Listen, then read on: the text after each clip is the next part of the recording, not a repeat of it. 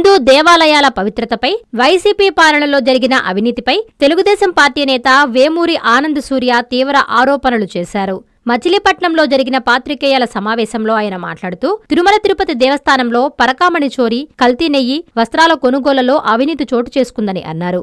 తిరుపతిలోని గోవిందరాజస్వామి ఆలయంలో బంగారు తాపడం పేరుతో భారీ దోపిడీ జరిగిందని, టీడీపీ కేటాయించిన 100 కిలోల బంగారంలో నిబంధనలకు విరుద్ధంగా కేవలం 2 పొరలే వేసి మిగిలిన బంగారాన్ని మాయం చేశారని ఆరోపించారు. ఈ వ్యవహారంపై ప్రస్తుత కూటమి ప్రభుత్వం లోతైన విజిలెన్స్ విచారణకు ఆదేశించిందని తెలిపారు. తిరుమల తిరుపతి దేవస్థానంలో పరకామణి వ్యవహారంలో కానీ, నెయ్యి కల్తీ చేయటంలో కానీ, శ్రీవారి బంగారాన్ని విమాన గోపురం దగ్గర నుంచి గోవిందరాజ స్వామివారి టెంపుల్ దగ్గర వరకు కూడా అంతర్భాగంలో చేయిస్తున్నట్టుగా బంగారాన్ని 100 కిలోలకు పైగా బంగారాన్ని కూడా దొంగిలించి జగన్మోహన్ రెడ్డి తాబేదారులైనటువంటి భూమన కరుణాకర్ రెడ్డి, వైవి సుబ్బారెడ్డి, ఇంకా ఇతరత్రా చోటామోటా నాయకులందరూ కూడా టీటీడీని ఒక ఆదాయ వనరుల కేంద్రంగా వైసీపీ పార్టీ వాళ్ళు మలుచుకున్నారు. దానికి జగన్మోహన్ రెడ్డి దొంగల నాయకుడిలాగా ఈ కార్యక్రమానికి వెనక నుంచి పూర్తిగా నడిపించినటువంటి వ్యక్తి. అటువంటి వ్యక్తి ఈ రోజున తిరుమల తిరుపతి దేవస్థానంలో పరకామణి వ్యవహారంలో ఏదో చిన్న దొంగతనం జరిగిందని చెప్పడం చాలా హాస్యాస్పదంగా ఉంది. దొంగ చిన్నవాడా పెద్దవాడా అనేది కాదు. చిన్న దొంగతనం చేస్తే పెద్ద దొంగ నువ్వు వేల లక్షల కోట్ల రూపాయలు ఆంధ్ర రాష్ట్ర ప్రజానీకానికి రావాల్సిన సొమ్ముని కాజేసినటువంటి వ్యక్తివి నువ్వు జగన్మోహన్ రెడ్డి గారు. మీరు మాట్లాడుతుంటే దెయ్యాలు వేదాలు వల్లిస్తున్నట్టుగా ఉన్నటువంటి విషయం ఇక్కడ గుర్తు చేసుకోవాల్సినటువంటి అవసరం ఉంది.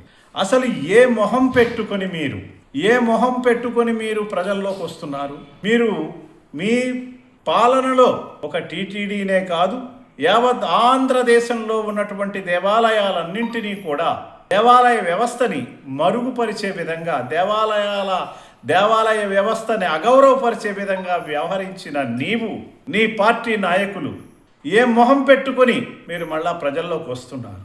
యావత్ ప్రపంచ దేశాలలో తిరుమల తిరుపతి దేవస్థానం, ఆ సర్వేశ్వరుడు శ్రీ మహావిష్ణువు వేంచేసి ఉన్న శ్రీ వెంకటేశ్వర స్వామి వారి 7 కొండల మీద నిలిచి ఉంటే వారి యొక్క భక్తుల మనోభావాలను దెబ్బతీసే విధంగా నువ్వు వ్యవహరిస్తావా?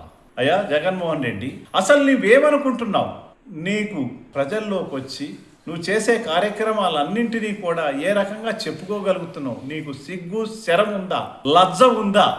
నీవు మాట్లాడే మాటలకి బాధ్యతాయుతమైనటువంటి మాటలు మాట్లాడుతున్నావా? ఎప్పుడూ కూడా నీవు మొదలెట్టిందే పాలన డిస్ట్రక్షన్తో. ప్రజావేదికను కూల్చేసి నువ్వు మొదలెట్టావు నీ పాలన. అంటే నేను ఇలాగే కూల్చేస్తాను ఈ రాష్ట్రాన్ని, ఈ రాష్ట్ర ప్రజలని, 5.5 కోట్ల మంది ప్రజల యొక్క జీవితాలతో. నీ ప్రభుత్వం, నీ పాలన, నీ వ్యవహార శైలి వల్ల చాలా నష్టపోయింది రాష్ట్ర ప్రజానీకం అనేటువంటి విషయాన్ని సందర్భంగా తెలియజేస్తున్నాను. ఒక దేవాలయ వ్యవస్థను అడ్డం పెట్టుకొని ఈనాడు నారా చంద్రబాబు నాయుడు గారు, తెలుగుదేశం పార్టీ, భారతీయ జనతా పార్టీ, జనసేన కూటమి ప్రభుత్వం ప్రజలకు కావలసినటువంటి అన్ని రకాలైనటువంటి సదుపాయాలను, సూపర్ 6 పథకాలన్నింటినీ తీరుస్తూ ప్రజలకు తల్లో నాలుకలా ఉంటూ ఎన్టీఆర్ భరోసా పేరు మీద ప్రతి నెల 1వ తేదీన ఉదయం 6 గంటలకే ఎన్టీఆర్ భరోసా పెన్షన్ పథకం ఎవరి ఇంటి ముందు వాళ్ళకి, పెద్దవాళ్ళకి, ముసలి వాళ్ళకి, ఓల్డేజ్ ఉన్న వాళ్ళందరికీ ఇస్తూ సూపర్ 6 పథకాలన్నింటినీ అమలు చేస్తూ పీపీపీ పద్ధతిలో ఈ రోజున మెడికల్ కాలేజీలను తీసుకురావటం ద్వారా సుమారు 220 సీట్లు అధికంగా మెడికల్ కాలేజీలకు ఇచ్చినటువంటి ఘనత కూడా నారా చంద్రబాబు నాయుడు గారిది, భారతీయ జనతా పార్టీ, జనసేన కూటమి ప్రభుత్వానిదని ఈ సందర్భంగా నేను తెలియజేస్తున్నాను.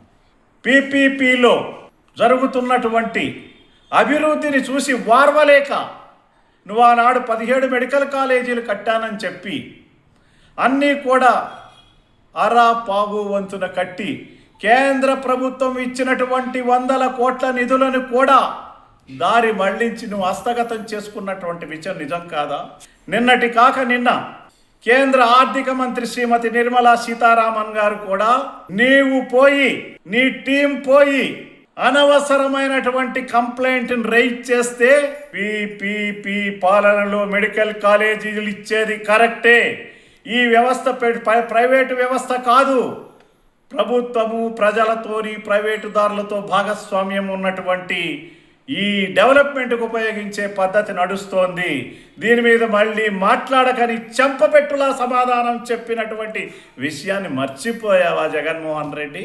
ఏం మాట్లాడుతున్నావు అయ్యా జగన్మోహన్ రెడ్డి? 151లో మధ్యలో 5 ఎగిరిపోతే అదొకటి ఇదొకటి 11 మిగిలాయి. ఈ రాబోయేటటువంటి రోజుల్లో ఈ 11 సీట్లు రావటానికి కష్టమే అని నీకు తెలిసి నువ్వు ఇక్కడి నుంచి పోటీ చేయకుండా నువ్వు పార్లమెంటుకు పోటీ చేయాలనుకుంటున్నావని ఈ మధ్య ప్రజలు మాట్లాడుకుంటా ఉన్నారు.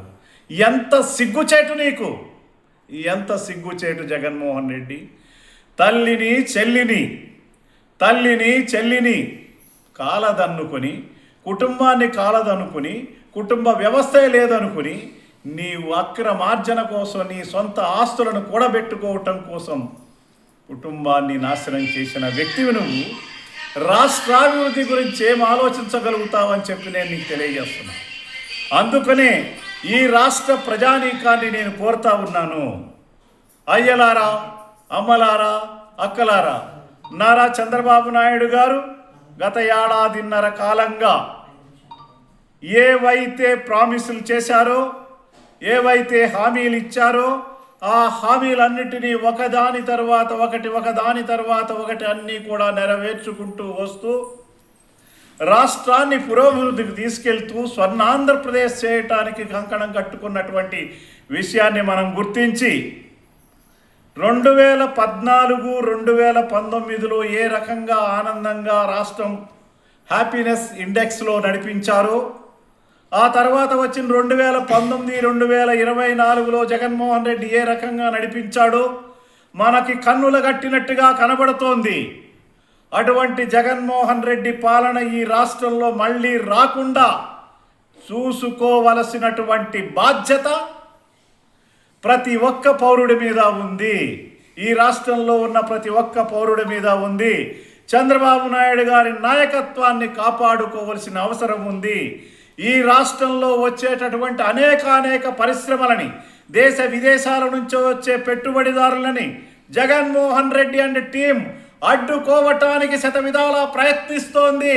ఈ రాష్ట్రంలో ఉన్న యువతకు ఉద్యోగ అవకాశాలు రాకుండా చూడాలని ప్రయత్నం చేస్తున్న జగన్మోహన్ రెడ్డిని మనమందరం ఇప్పుడు ఏ మున్సిపల్ ఎన్నికలు జరిగినా, మరే ఎన్నికలు జరిగినా ప్రతి ఎన్నికల్లోనూ డిపాజిట్లు లేకుండా జగన్మోహన్ రెడ్డిని ఓడించాలని ప్రతి ఒక్క పౌరుడు కంకణం కట్టుకుని మనం పనిచేస్తేనే ఈ రాష్ట్రాన్ని, ఆంధ్రప్రదేశ్ రాష్ట్రాన్ని మనం ముందుకు తీసుకెళ్తాం. ఆ రాష్ట్రం ముందుకెళ్ళటానికి మనందరం కూడా బాధ్యత తీసుకోవాలని సందర్భంగా తెలియజేస్తూ తిరుమల తిరుపతి దేవస్థానం బీజేపీ కళ్యాణ మండపం వారి నూతన సంవత్సరం మరియు సంక్రాంతి శుభాకాంక్షలు. వివాహాది శుభకార్యములకు శుభవేదిక దోనిపర్తి గిరిప్రసాద్ కళ్యాణ మండపం. అతిపెద్ద శుభవేదిక బీజేపీ కళ్యాణ మండపం. 1500 మంది సీటింగ్ కెపాసిటీ గల ఏసీ ఫంక్షన్ హాల్, విశాలమైన ఏసీ డైనింగ్ హాల్, సువిశాలమైన కార్ పార్కింగ్, ఓపెన్ డిన్నర్ సౌకర్యం. వివాహములకు, నిశ్చితార్థములకు, బర్త్డే ఫంక్షన్లకు, సెమినార్ జరుపుకొనుటకు అనువైన ఏసీ ఫంక్షన్ హాల్. బుకింగ్స్ కొరకు సంప్రదించండి. బీజేపీ కళ్యాణ మండపం, ఏసీ, కిసాన్ నగర్, మైపాడు రోడ్, నెల్లూరు.